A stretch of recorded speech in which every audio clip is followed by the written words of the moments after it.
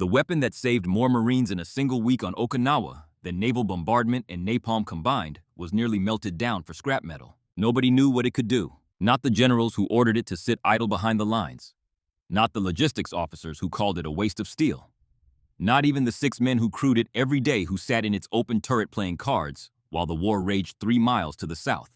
This is the story of an anti-aircraft gun that was never meant to fire at the ground. A staff sergeant who disobeyed a direct order from men who outranked him by a mile. And a sound. A strange rhythmic mechanical sound that Japanese soldiers hiding inside a fortress of stone would come to call the death knock. But before we get there, you need to understand what made that sound necessary. You need to understand the hill. Okinawa, 1945. April 1st, 1945. Easter Sunday. The largest amphibious invasion in the history of the Pacific War. Hell. They had been briefed on Japanese hell. They had been briefed on Japanese fortifications. They had studied the casualty reports from Peleliu, from Iwo Jima, from every blood-soaked island that came before. What they got instead was silence. The beaches were empty. The first wave hit the sand and met nothing. No machine gun fire, no mortar rounds, no screaming bonsai charges into the surf. Just wind and silence and the strange unsettling feeling of a trap not yet sprung. The troops joked that it was an April Fool's prank. They pushed inland almost unopposed. They secured the northern half of the island in a matter of weeks. Some men began writing letters home, saying this one might be easy. Some men began believing the war was almost over. They did not know that Lieutenant General Mitsuru Ushijima, commander of the Japanese 32nd Army, had let them walk ashore on purpose. Ushijima was not like the commanders who had thrown their men into suicidal beach assaults on other islands. He was patient. He was calculating. And he had spent an entire year turning the southern third of Okinawa into something the Americans had never faced before.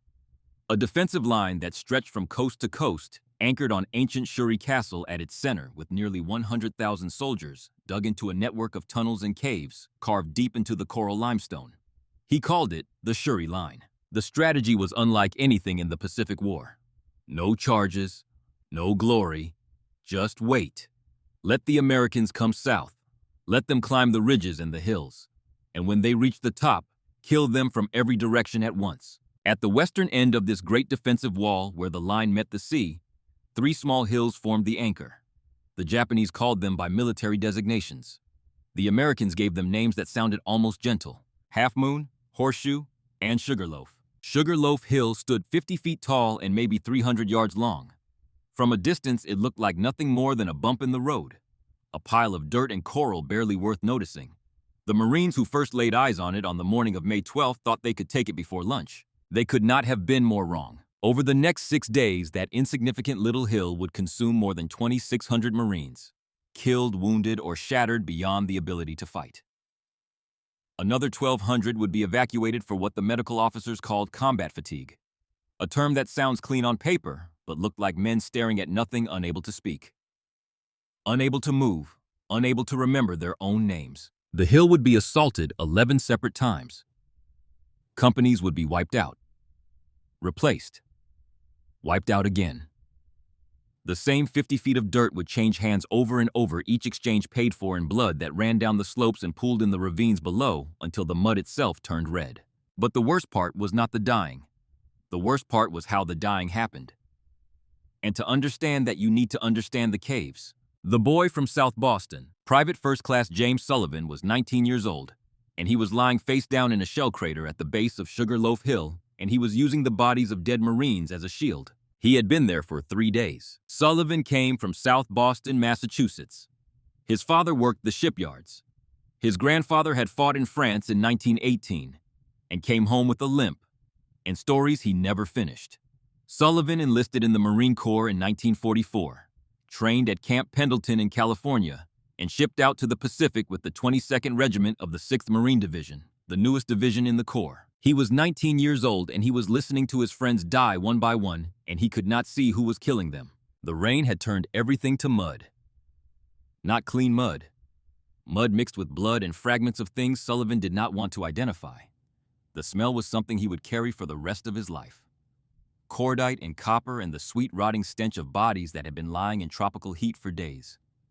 Above him, cut into the cliff face of Sugarloaf, Dozens of cave mouths stared down like the eyes of something ancient and patient. Every time someone moved, a rifle cracked from somewhere overhead. The sound echoed off the rock faces in every direction, making it impossible to tell where the shot came from. Every time a squad tried to advance, a machine gun opened up from a cave opening that had been invisible a moment before. Marines would fall, the survivors would crawl back, and the caves would go silent again, waiting. Sullivan remembered the first day. May 12th. Company G of the 2nd Battalion. Captain Owen Stebbins leading them forward with tank support toward what they all thought was just a low rise of ground. 900 yards of open terrain, almost no resistance. Then the hill woke up. Machine gun fire from 3 directions simultaneously. Mortar rounds walking across the open ground from Horseshoe Hill to the south. Sniper fire from Half Moon to the east. And from Sugarloaf itself, a dozen cave mouths that no one had seen suddenly erupting with fire. Every angle covered every approach, a killing field. Company G lost half its strength in 2 hours. Every weapon failed. The Marines tried everything. Nothing worked. And the reason nothing worked was geometry. They tried grenades. The cave openings were cut into the cliff face 30 to 40 feet above the base of the hill. A man cannot throw a grenade 40 feet straight up with any accuracy. The grenades bounced off the rock and rolled back down the slope. Sometimes they killed the men who threw them. Some Marines tried climbing closer. The snipers in the caves picked them off before they got within range. They tried flamethrowers. The M2 portable flamethrower had an effective range of maybe 60 to 120 feet. But range means nothing when you are trying to shoot upward against gravity. The burning fuel splashed against the cliff face below the cave mouths and slid back down a curtain of fire that accomplished nothing except marking the position of the man carrying 60 pounds of compressed fuel on his back. The average life expectancy of a flamethrower operator on Okinawa was 4 minutes in active combat. The Japanese snipers considered them priority targets. They tried the Zippo tanks. The flame-throwing Shermans had been the most effective cave-busting weapon in the entire Pacific War. At Iwo Jima Battalion, commanders called them the single most valuable weapon in the operation. But at Sugar Loaf, the terrain was too steep, the mud too deep for a 30-ton tank to maneuver effectively. And even the Zippo's 120-foot flame stream could not defy gravity. You cannot shoot fire straight up. They tried standard Sherman tanks. The 75mm main gun on the M4A3 had a maximum elevation of roughly 25 degrees. Enough to engage targets at the same level or slightly above. Completely useless when the target was nearly vertical overhead. Tank crews at Sugar Loaf reported seeing the cave mouths clearly, but being physically unable to raise their gun barrels high enough to engage them. The engineering that made the Sherman the backbone of American armor in every theater of the war had not anticipated a fight where the enemy lived on the ceiling. They tried naval bombardment. The fleet offshore pounded Sugar Loaf before every assault, thousands of shells tearing up the surface. Bombers made run after run. The ground shook. Dust and debris filled the air. And when the smoke cleared, the Japanese crawled back out of their tunnels and resumed firing. The cave system had been engineered specifically to survive this kind of attack. The tunnels zigzagged deep into the rock, absorbing blast waves that would have destroyed any surface position. The bombardment looked devastating from the air. It accomplished almost nothing underground. Every weapon in the American arsenal was designed to fire horizontally, from the ground forward or from the sky downward. Not a single weapon on the island was designed to fire accurately upward at steep angles into small openings cut into vertical rock faces. This was the gap. This was the flaw in the most powerful military machine the world had ever assembled. And the Japanese had found it. And they were exploiting it with devastating precision. The charge that broke hearts. The night of May 14, 1945. Major Henry A. Courtney, Jr. stood in the darkness at the base of Sugarloaf Hill and counted what was left of his command. The 2nd Battalion of the 22nd Marines had been at this for 3 days. More than half the battalion was gone. The men who remained were filthy hollow-eyed and operating on something beyond exhaustion.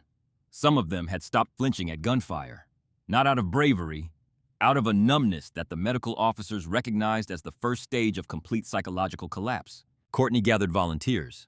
Only 44 men stood up. He looked at them. 44 out of what had been a full-strength battalion. He did not sugarcoat what was coming. When we go up there, some of us are never going to come down again.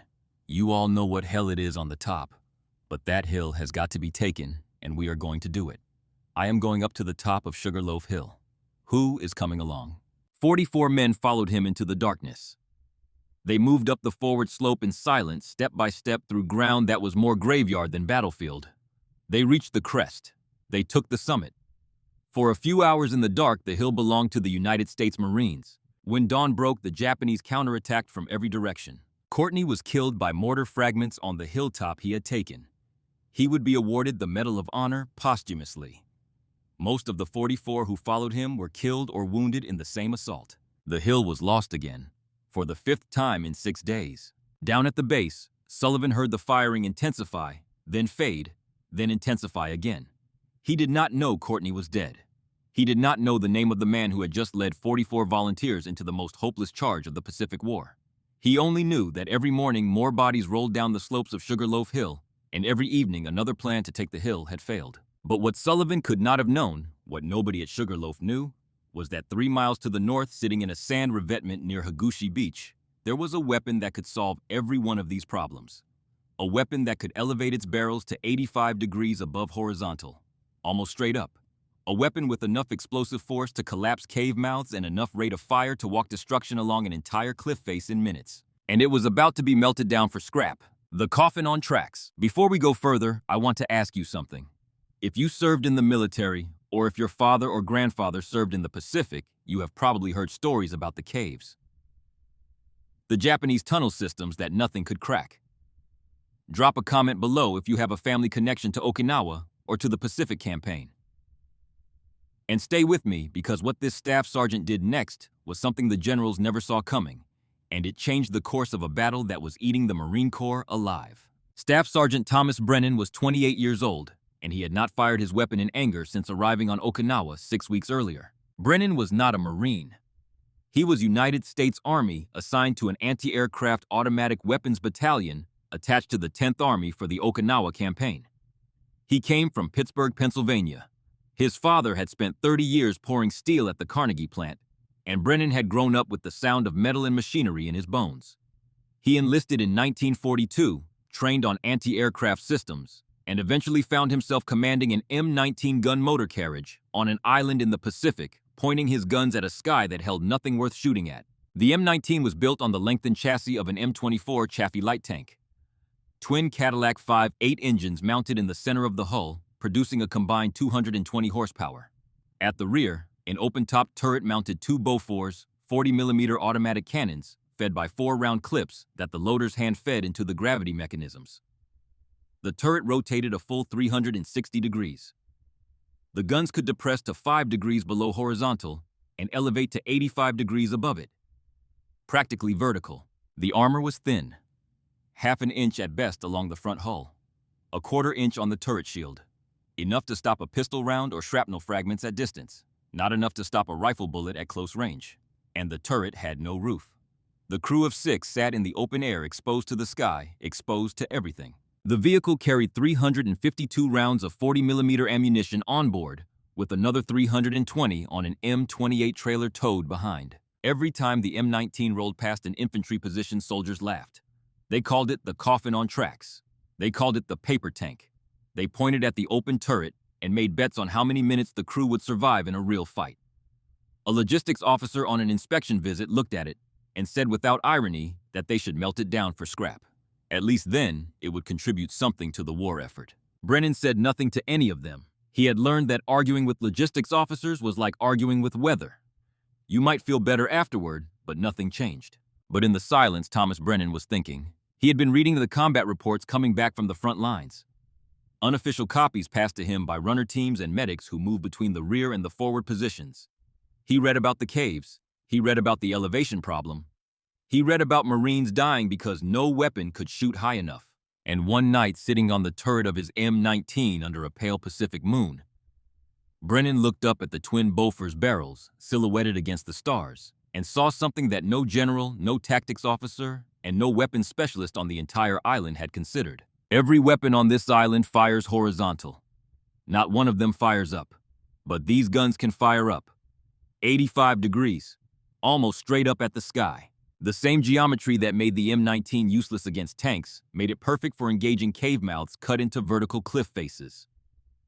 The extreme elevation designed to track diving aircraft was exactly the angle needed to pump explosive shells into openings 30 or 40 feet above ground level. Each 40mm Bofors round weighed just under 2 pounds and packed enough high explosive to destroy an aircraft engine. When that shell struck the limestone around a cave opening, it would not just create blast damage, it would turn the rock itself into shrapnel, fragments of coral and stone blasting inward with the force of the explosion. And inside the confined space of the cave, the pressure would multiply. The walls would become weapons. The fortress would become a tomb. Brennan pulled out a pencil and a scrap of paper. He calculated the angles. At 15 meters from the base of the cliff with the cave mouth 12 meters up the required elevation was roughly 75 degrees. His guns could reach 85. He had margin to spare. And even at 50 meters out, the 40-degree angle was still far beyond what any tank gun on the island could achieve. He calculated the ammunition. 6 to 10 rounds per cave to collapse it. With 672 rounds between the vehicle and the trailer, he could engage 60 to 100 positions. Brennan did not sleep that night. He sat on the turret with his pencil and his scrap of paper running the numbers again and again, checking his geometry against the reports, measuring angles in his mind against cave mouths he had never seen. The moon tracked slowly across the sky above him. The distant rumble of artillery rolled in from the south like thunder that never stopped. For the first time since setting foot on Okinawa, his weapon had a reason to exist. He looked at his crew sleeping around the vehicle. Corporal Frank Rossetti, the gunner from Brooklyn, a former automobile mechanic who never wasted a word or emotion. Private First Class Anthony Moretti, the other gunner 20 years old, the son of a Philadelphia bakery owner who cracked jokes about everything until the moment things got serious. Corporal Roy Patterson in the assistant driver's seat, a farmer from Iowa, the oldest man in the crew after Brennan himself. Private First Class Daniel Walsh, 19, a loader from Chicago who had finished training only 4 months earlier. And Private First Class Robert Kowalski, 21. The other loader from Milwaukee, whose mother had sent him off to war with 3 pounds of homemade sausage and a letter he still kept folded inside his helmet liner. 6 men. One vehicle that everyone on this island had already written off as worthless, and an idea that Brennan could not shake loose from his mind no matter how many times the system told him no. And somewhere to the south, in the mud and the blood and the rain, James Sullivan lay in his shell crater at the base of Sugarloaf Hill and listened to the sound of another night assault failing on the slopes above him. Another wave of men climbing into the dark. Another cascade of rifle fire and screams. He did not know that 3 miles behind him, a 28-year-old staff sergeant from Pittsburgh was staring at his twin Bofors guns and doing arithmetic that could change everything. What Sullivan did not know would fill a book. But the most important thing he did not know was this. Help was coming. It was just riding in a vehicle that everyone had already written off as dead. 3 times no. Brennan submitted his first request the morning after his calculations. A formal written request through his battalion's chain of command, asking permission to move the M19 gun motor carriage to a forward position near Sugarloaf Hill in order to provide direct fire support against Japanese cave emplacements. The request was denied within 1 hour. The reason given was 4 words long. M19 is anti-aircraft, stays anti-aircraft. Brennan read the denial slip and set it on the turret ledge next to his pencil drawings of firing angles and cave mouth positions. He stared at it for a while. Then he wrote a second request. This one was 2 pages long. He described the specific tactical problem at Sugarloaf Hill in detail. He explained how the twin Bofors 40mm guns could engage elevated cave positions at angles no other weapon on the island could achieve. He attached diagrams showing the geometry. He cited the elevation capability of 85 degrees.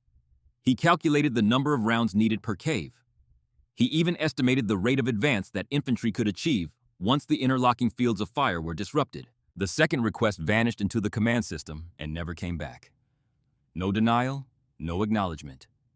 Just silence, as if the paper itself had dissolved somewhere between his battalion headquarters and the division staff. The third time Brennan went in person, he stood in front of a captain from the operations section and laid out his case with the patient clarity of a man who has rehearsed every word. The captain listened. Then he leaned back in his chair and spoke. "Sergeant, I understand you want to help, but if you drive that vehicle to the front line and it gets destroyed, who is responsible? The generals have made their decision. The M19 stays in the rear. 3 requests, 3 refusals, and every day the casualty reports from Sugarloaf Hill grew longer. Every day Brennan sat on his M19 and pointed his guns at a sky that held nothing worth shooting at, while 3 miles south men were dying because nobody could shoot high enough to reach the caves that were killing them. The Japanese Air Force had been swept from the Pacific months ago. The kamikazes still threatened the fleet offshore, but they did not attack ground targets. The entire reason the M19 existed on Okinawa had evaporated. 6 men and a perfectly functional weapons platform sat idle in a sand revetment, waiting for an enemy that would never come, while the real enemy sat in caves that no one on the island could touch. Brennan looked at his crew. Rossetti cleaning the breach mechanisms with the quiet precision of a man who maintained machines the way other men breathed. Moretti writing a letter home that he kept restarting because he could not find words that did not sound like a goodbye. Patterson reading a week-old newspaper from Honolulu, the same page over and over, not really seeing the words. Walsh and Kowalski playing cards on an ammunition crate betting cigarettes, neither of them smoked. Good men. Ready men. And the system would not let them fight. Now I want you to think about this for a moment. Here is a staff sergeant who has figured out the solution to a problem that is killing hundreds of United States Marines. He has done the math. He has drawn the diagrams. He has written the proposal. And the system has said no, 3 times. Not because the idea is wrong, not because the math does not work, but because the idea does not fit the category. Because somewhere in a manual, someone wrote that the M19 is an anti-aircraft weapon, and that is the end of the discussion. If you have ever had an idea that the people in charge refuse to hear, you know exactly how Thomas Brennan felt sitting on that turret. If you have ever watched a problem get worse while the solution sat right in front of everyone and nobody would act, you know the frustration that was eating him alive. Drop a like if you have been in that situation. And stay with me, because what Brennan did next could have ended his military career or saved hundreds of lives, or both. The decision, night of May 16th. Another failed assault on Sugar Loaf. Another wave of Marines cut down on the slopes. Total American casualties at the hill now exceeded 2,000. 3 battalions effectively destroyed, and the hill still belonged to the Japanese. Brennan gathered his crew around the M19 in the darkness. 6 men standing in the warm Pacific night listening to the distant thunder of artillery to the south. He did not ask for a vote. He told them what he was going to do. I am driving this vehicle to the front line tonight. No orders. No permission. If we are caught before we get there, I will take full responsibility. If it does not work, I will face a court-martial. But men are dying out there because nobody will fire upward, and we are the only crew on this island that can fire upward. So I am going, and I need to know if you are coming with me. Silence. The kind of silence that has weight. Rossetti, the gunner from Brooklyn. 24 years old. A man who had repaired automobile engines in a Flatbush garage before the war, and who never used 2 words when one would do, looked at Brennan. He nodded once. Moretti, the other gunner. 20 years old, the son of a bakery owner in South Philadelphia, who could make you laugh on the worst day of your life, was not laughing now. His jaw was set. He nodded. Patterson, the assistant driver from Iowa. 26, a corn farmer who had traded his tractor for a tank chassis, and who was the oldest man in the crew, after Brennan himself, spoke 3 words. I am tired of sitting here. Walsh, the loader from Chicago. 19 years old, 4 months out of training, a kid who still had acne on his chin swallowed hard. His hands were shaking. He nodded. Kowalski, the other loader. 21 from Milwaukee, whose Polish mother had packed him 3 pounds of homemade kielbasa. The day he shipped out, and whose letter home still sat unfinished in his helmet liner, looked at the ground for a long moment. Then he looked up. My mother will kill me if I die because I disobeyed orders. He paused. But she will kill me more if I sit here while people are dying. Brennan started the engines. Twin Cadillac 5.8s roared to life in the darkness louder than he wanted, but there was no quiet way to start a 14-ton vehicle. The M19 crawled out of its revetment, towing the M28 ammunition trailer behind it, and turned south, toward the sound of the guns. The night road, the road from Hagushi Beach to the forward positions near Sugar Loaf, was 5 kilometers of darkness. Brennan drove without headlights, navigating by the glow of distant fires and the periodic white flash of illumination rounds drifting down on parachutes over the front lines. The road was cratered from shelling. Wrecked vehicles sat in the ditches like the skeletons of dead animals. Once, Brennan had to steer around a shape in the road that he recognized as a body and chose not to look at closely. Patterson sat in the assistant driver's seat, keeping the radio volume low. They did not want anyone in the command structure to know they were moving until it was too late to stop them. Halfway there, they passed an ambulance convoy heading the opposite direction, a long line of trucks loaded with stretchers moving north away from the fighting. A medic standing in the back of one truck spotted the distinctive twin barrels of the M19 and shouted through the darkness, "You are going the wrong way. Japanese planes are at sea, not on land." Brennan did not answer. He kept driving, crouched among the ammunition boxes. Pre-crouched among the ammunition boxes. Pre-loading 4-round clips into every available space, building a wall of ready ammunition around themselves so that when the firing started, they would not have to reach far. Nobody spoke. The only sounds were the grind of the tracks on broken road, the low throb of the twin engines, and the distant percussion of war growing louder with every meter they traveled south. Each man understood what the open turret meant. It meant there was nothing between them and the sky. Nothing to stop a grenade dropped from above. Nothing to deflect a rifle round fired straight down. They were driving into a fight where their armor was meaningless, and their only protection was the speed of their guns. 60 seconds. 4 in the morning. The M19 reached Captain Hargrove's company position in the darkness below Sugarloaf Hill. Nobody laughed when it appeared. They were too exhausted to laugh. They were too busy counting the empty spaces where friends had been. Brennan climbed down and found Hargrove in a shallow trench. The captain looked at him with eyes that had seen too many men die in too few days. The kind of eyes that stopped processing emotions somewhere around the 300th casualty. "Sir, I command an M19 anti-aircraft vehicle. I want to use the 40mm guns against the K positions on the cliff face." Hargrove looked at Brennan for a long time. Then he looked at the M19 sitting in the darkness behind him, its twin barrels pointed at nothing. "You want to drive that thing to the base of the cliff?" "Yes, sir." "That is point-blank range. They will drop grenades straight down on you. They will fire rifles into your open turret from directly above. You will be dead in 60 seconds. "Maybe, sir, but those 60 seconds might be long enough." Hargrove turned and looked at the cliff face of Sugarloaf, invisible in the darkness, but absolutely present the way a thing that has been killing your men for a week is always present even when you cannot see it. He looked at the body still lying on the forward slope that no one had been able to retrieve. He looked back at the M19. "Do it." 30 yards away in a foxhole filled with 3 inches of bloody rainwater. Private First Class James Sullivan heard the exchange. He raised his head just enough to see the strange vehicle with its twin barrels pointing at the sky. He thought the same thing every infantryman at Sugarloaf had thought when they saw something new arrive at the front. Just another way to die. POMP, POMP, dawn. May 17th, 1945. The first light of morning touched the cliff face of Sugarloaf Hill, and Thomas Brennan pushed the throttle forward. 200 meters of open ground between the infantry line and the base of the cliff.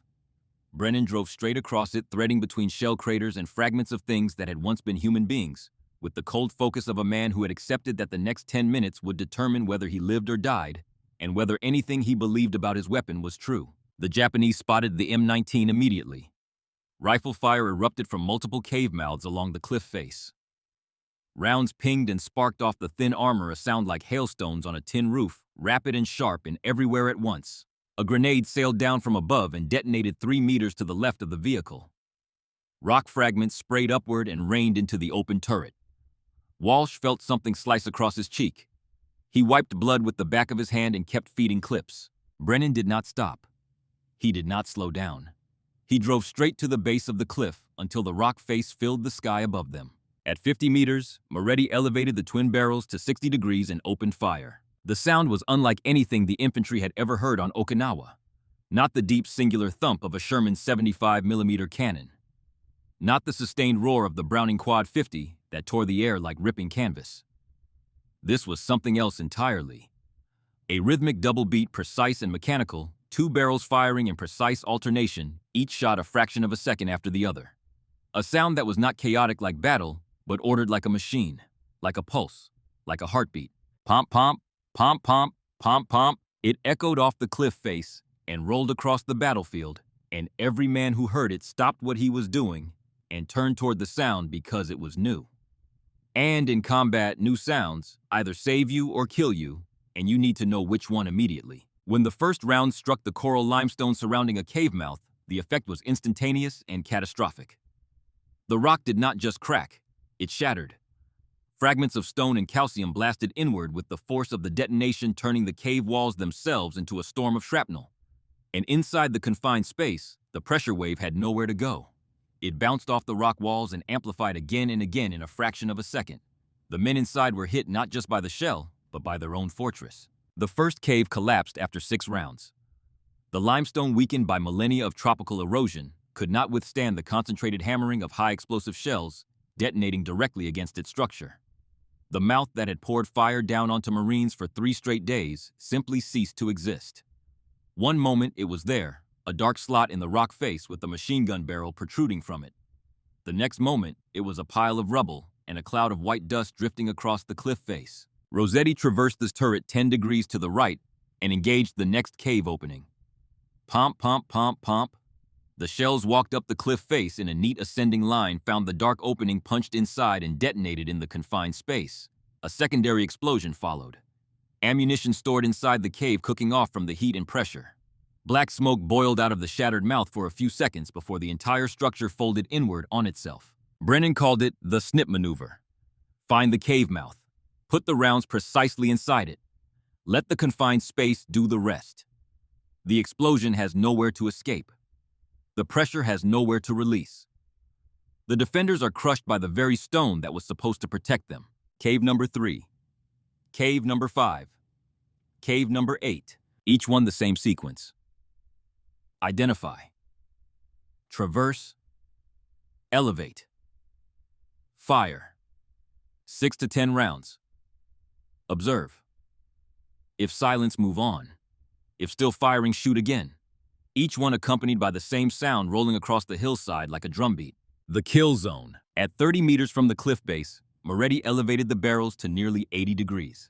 They were firing almost straight up now. Empty brass casings rained down around the turret like metal hail. The barrels were glowing from the heat of continuous fire.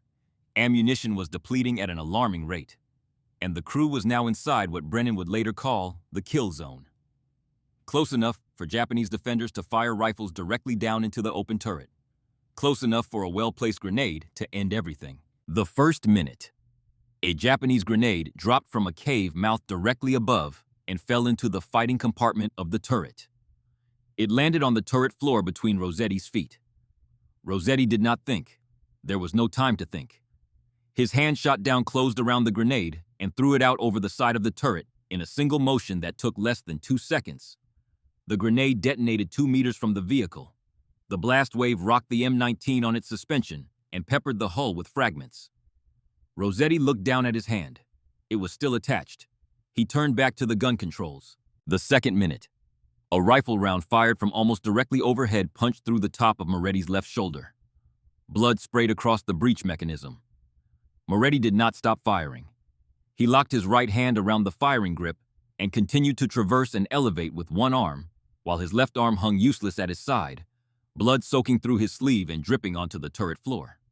Walsh, the 19-year-old loader from Chicago, began feeding ammunition clips faster, compensating for Moretti's reduced capacity, his hands moving in a blur of brass and steel. The third minute. A mortar round impacted behind the M19 close enough to spray shrapnel across the rear deck and the ammunition trailer.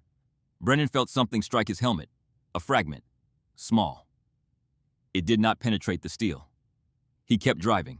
Patterson in the assistant driver's seat called out over the noise. Right track is slightly loose but still functional.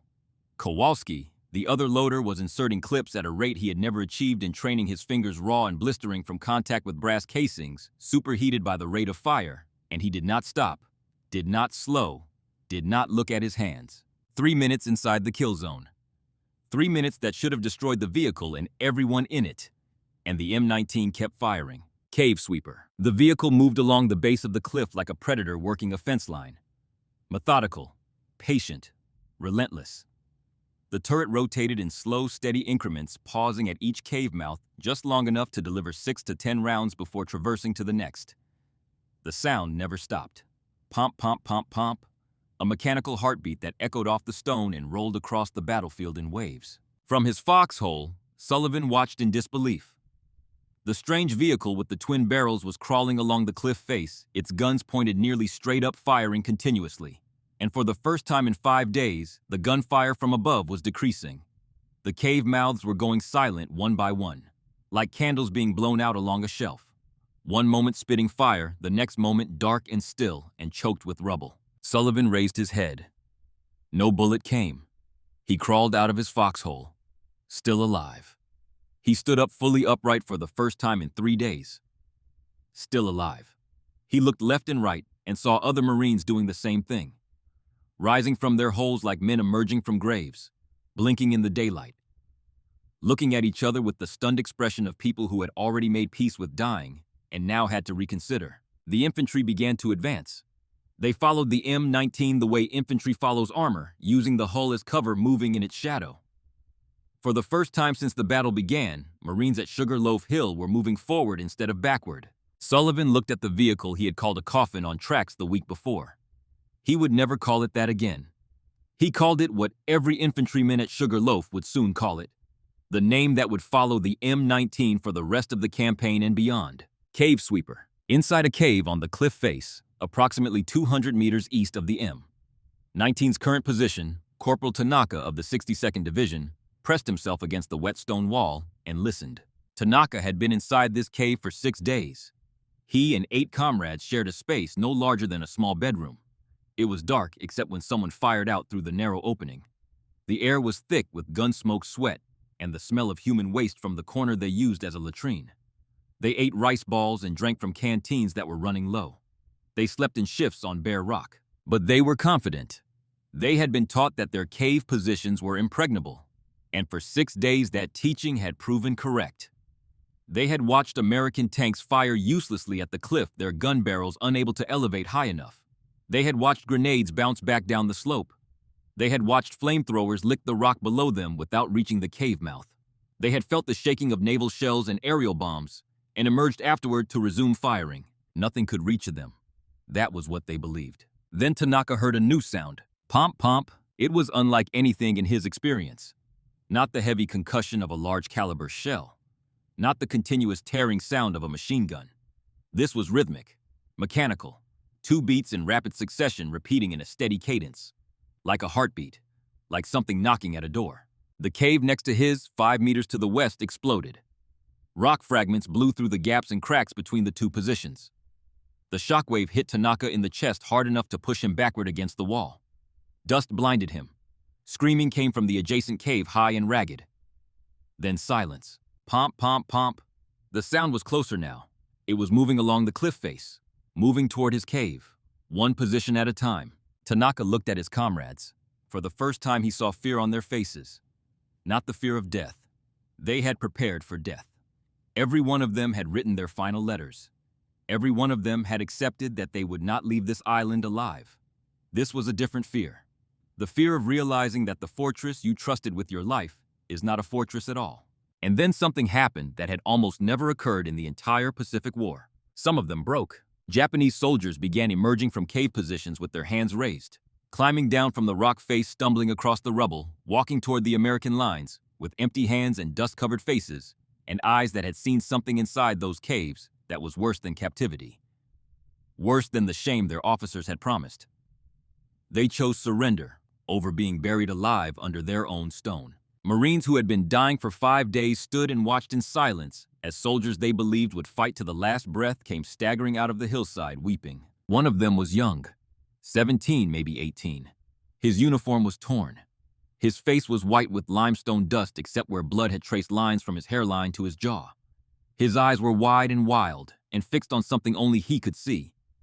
He walked toward Sullivan and stopped.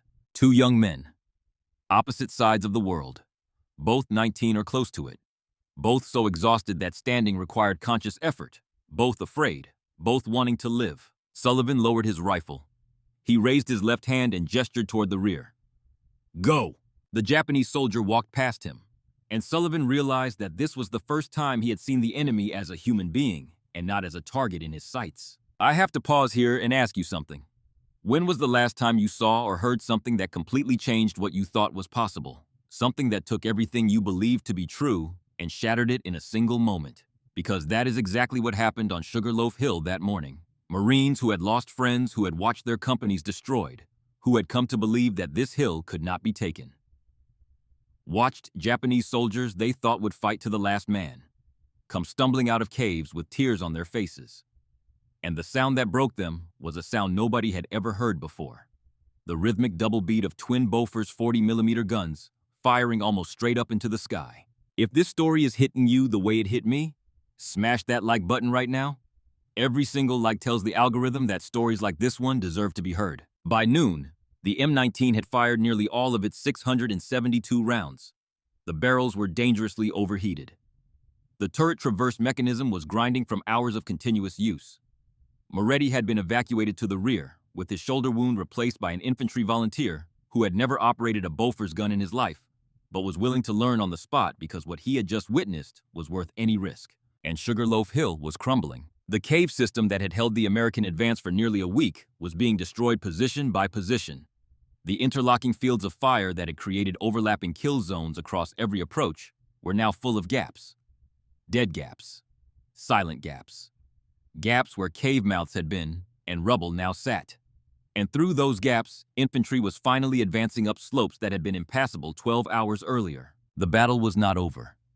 Days of hard fighting remained, but the turning point had arrived, and every man on that hillside knew exactly what had caused it. The M19 limped back toward the rear on a track that was losing links, its engines overheating, its crew covered in dust and blood and spent brass. The armor was pockmarked with bullet strikes and shrapnel scars.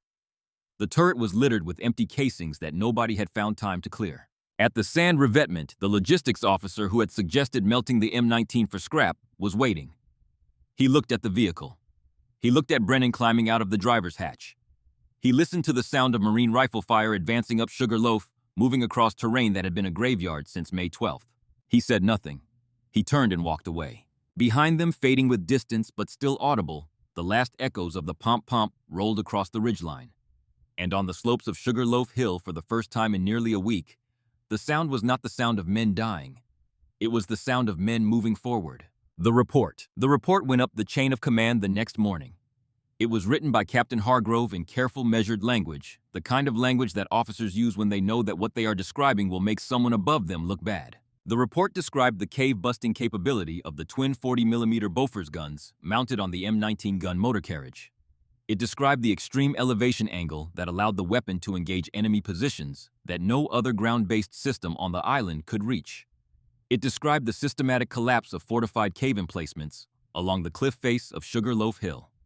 It described the psychological effect of sustained rapid fire on enemy morale, noting specifically that Japanese soldiers had surrendered in numbers virtually unprecedented in the Pacific campaign. It recommended that all available M19 gun motor carriages be immediately redeployed from their anti-aircraft role to direct ground support. The report climbed from company to battalion to regiment to division. At each level, an officer read it, initialed it, and passed it upward. By the time it reached the staff offices of the 10th Army, the numbers attached to it were impossible to ignore. Casualties at Sugarloaf Hill before the M19 intervention. Hundreds per day. No measurable advance. 3 battalions functionally destroyed. 11 assaults. 11 failures. An entire Marine division being ground to pieces against a hill that should have taken 1 afternoon to capture. Casualties at Sugarloaf Hill after the M19 intervention. A sharp and sudden decline. Measurable advance within hours. Japanese defenders surrendering. Cave positions collapsing.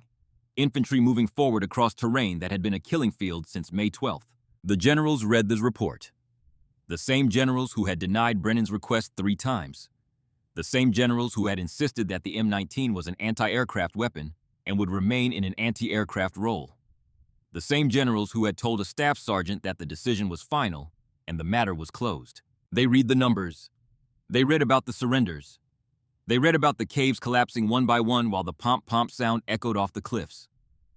And then they did what military bureaucracies have always done when confronted with the evidence of their own mistakes. They quietly authorized the change without ever admitting they had been wrong. No one was disciplined for denying Brennan's proposal. No one was blamed for the hundreds of Marines who died during the week that the solution sat 3 miles behind the front lines, pointing its guns at an empty sky. No one was called to account for the 3 separate refusals, each of which had cost time measured in human lives. The new order simply appeared in the daily operations briefing, typed on a standard form in standard military language. M19 gun motor carriage. authorized for ground support operations as required by tactical situation. No explanation. No acknowledgement of what had changed. No apology. As if it had always been this way. That is how the machinery of war processes its own failures. The wrong decision kills people. When the decision is finally corrected, the correction is presented as routine, as ordinary, as something that was always going to happen eventually. And the dead stay dead, and nobody signs their name next to the reason why. The name that stuck. After Sugarloaf, the infantry stopped calling the M19 the Coffin on tracks. They stopped calling it the paper tank. They stopped making jokes about how long the crew would survive. They called it Cave Sweeper. The name spread through the 6th Marine Division like a rumor that turned out to be true. When a Japanese position was dug too deep into a hillside for Sherman tanks to engage, the call went out for Cave Sweeper. When a cliff face was honeycombed with firing positions that no amount of naval bombardment could silence, the call went out for Cave Sweeper. When the infantry needed to advance and the only thing stopping them was a row of dark mouths in a rock wall 30 feet above their heads, the call went out for Cave Sweeper. And when the twin Bofors guns opened up and the pomp-pomp sound rolled across the ridgelines, Marines moved forward with the confidence they had not felt in weeks. Because they had seen what those guns could do. They had watched the impregnable become the vulnerable. They had stood in the open and looked up at cave mouths that had been killing their friends for days and watched them crumble into dust and silence. After Sugarloaf, the 6th Marine Division continued south alongside the 1st Marine Division on the right flank. On May 27th, the Shuri Line finally collapsed. The Japanese withdrew to the southern end of the island where they prepared for a final stand in the rugged terrain around the Kianmu Escarpment and the hills near the village of Mabuni. But the secret was out. The cave system that had been the cornerstone of Japanese defensive strategy on Okinawa now had a counter. The M19 with its twin 40mm guns that could elevate to nearly vertical had turned what the Japanese considered their greatest advantage into a liability. The terrain that was supposed to protect them had become the weapon that destroyed them. The deeper they dug, the more effectively the confined spaces amplified the blast. The higher they positioned their caves, the more perfectly suited the M19's extreme elevation became. The fortress had met the weapon it was never designed to face. The cost of Okinawa. The Battle of Okinawa lasted 82 days. It ended on June 22, 1945. It was the bloodiest engagement of the Pacific War, and the numbers deserve to be spoken plainly because the men who bled for them deserve at least that much. On the American side, more than 49,000 casualties. More than 12,000 killed in action. Among the dead was Lieutenant General Simon Bolivar Buckner, Jr., commanding general of the 10th Army, killed by Japanese artillery fire on June 18th, just 4 days before the battle ended. He was the highest-ranking American officer killed in combat during the entire Pacific War. A 3-star general dead on a hillside 4 days short of victory. On the Japanese side, an estimated 110,000 soldiers killed. Lieutenant General Mitsuru Ushijima and his chief of staff, Lieutenant General Isamu Cho, performed the ritual of seppuku on the morning of June 22nd in their command cave overlooking the sea. Colonel Hiromichi Yahara, the brilliant staff officer who had designed the Shuri Line defense, was the only senior member of the 32nd Army staff to survive. He survived because Ushijima gave him a direct order to live, to bear witness, to write down what had happened so that history would have at least one account from the Japanese side. Yahara was captured, and years later he published a book called The Battle for Okinawa, one of the rarest things in military history. An honest account from the losing side written by the man who planned the defense. And then there were the civilians. The people of Okinawa who had lived on their island for centuries before the empires came to fight over it. An estimated 140,000 Okinawan civilians died during the battle. Some were killed in crossfire. Some died of disease and starvation. Some were used as human shields by Japanese soldiers. And some were driven to suicide by Japanese propaganda that told them the Americans would commit unspeakable atrocities, or by Japanese soldiers who forced them to kill themselves rather than allow them to surrender. Entire families, mothers holding their children, jumping from cliffs, in one of the cruelest chapters of a war defined by cruelty. Offshore, the American fleet endured nearly 2,000 kamikaze attacks over the course of the campaign. 36 ships were sunk. 368 were damaged. The Navy's casualties at Okinawa exceeded those of the Army and Marines combined. The total cost of Okinawa horrified President Harry Truman. He looked at the numbers, and he looked at the plans for Operation Downfall, the proposed invasion of the Japanese home islands, which military planners estimated could produce between 400,000 and 1 million American casualties. And he made the decision that has been debated ever since. He authorized the use of the atomic bomb. Hiroshima, August 6th, Nagasaki, August 9th. The war ended on August 15th. Some historians argue that the horror of Okinawa made the atomic bomb inevitable. That the caves, the kamikazes, the 82 days of relentless killing created an arithmetic of suffering so extreme that any alternative, no matter how terrible, seemed preferable to another Okinawa multiplied across the entire Japanese homeland. The men who fought at Sugarloaf Hill did not know any of this at the time. They did not know they were fighting a battle that would help determine whether atomic weapons were used on cities full of civilians. They only knew the hill in front of them, the caves above them, and the men beside them. The hero without a medal. The man who broke the deadlock at Sugarloaf Hill never received a medal for it. Thomas Brennan finished the Okinawa campaign with his original M19, held together by field repairs and improvised welds and what Rossetti called faith in the Cadillac Motor Company. He fought for weeks after Sugarloaf, continuing the cave sweeper roll across the southern end of the island as American forces pursued the remnants of the Japanese 32nd Army into their final positions. But no medal came, no commendation, no official recognition of any kind for the unauthorized mission that had broken the most costly stalemate of the campaign. The reason was simple and permanent. To award Brennan a medal, the military would have to acknowledge that the mission was unauthorized, that the generals had been wrong to forbid it, that a staff sergeant had seen something that the entire command structure had missed, and that his disobedience had saved more lives in a single morning than some operations saved in a month. The system could not do that. The system was not built to do that. The system was built to function from the top down, and admitting that a sergeant had been right while generals had been wrong would crack something fundamental in the architecture of command. So the system did what it always does. It absorbed the success, erased the disobedience, and moved on as if nothing unusual had happened. Brennan received a quiet transfer to another unit, and a whispered thank you from Captain Hargrove delivered in person away from anyone else the night before Brennan shipped out. Hargrove, who remembered the feeling of watching his men die for a hill they could not take, and who remembered the morning when the pomp-pomp sound started and the dying stopped. That was all. A whispered thank you and a transfer order. For the man who turned a weapon, everyone mocked into the instrument that cracked the fortress that nothing else could touch. After the war, Brennan went home to Pittsburgh. He went back to the steel mill where his father had worked for 30 years. He married a woman named Catherine from the neighborhood. He had 2 sons and a daughter.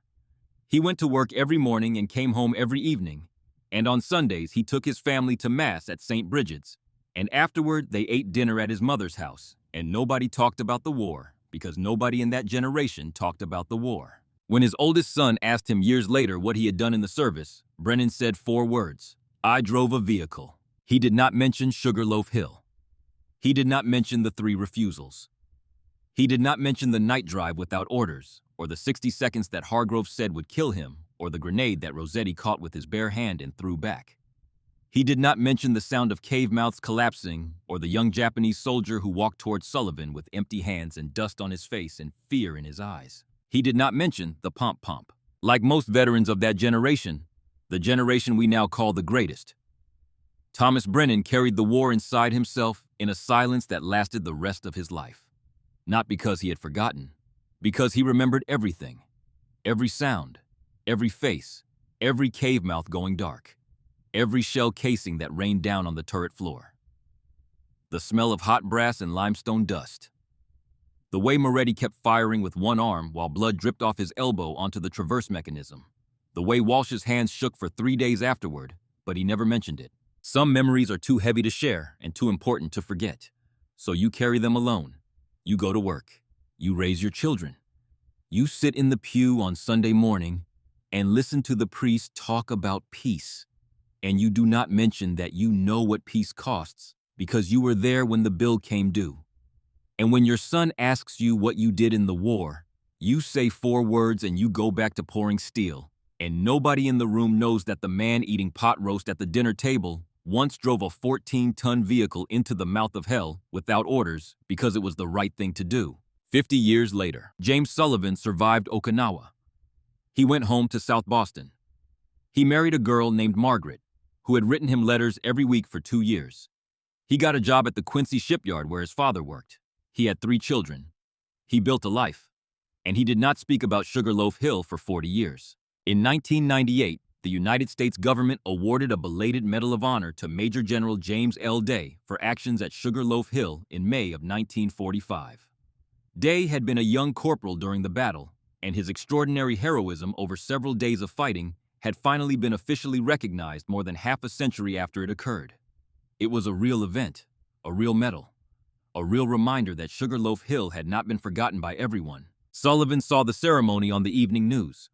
He sat in his armchair in the triple-decker in South Boston, where he had lived for 35 years, the same neighborhood where he had grown up, the same street where he had ridden his bicycle as a boy before the war turned him into something older than his years.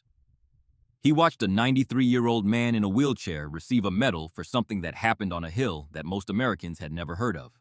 The reporter said the words, "Sugarloaf Hill," out loud on national television.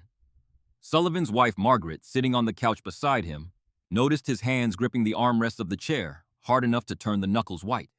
She had been married to him for 47 years, and she had never once heard him say those 2 words. Something that had been sealed shut for 4 decades cracked open inside James Sullivan that evening, like a door rusted closed from decades of silence finally giving way.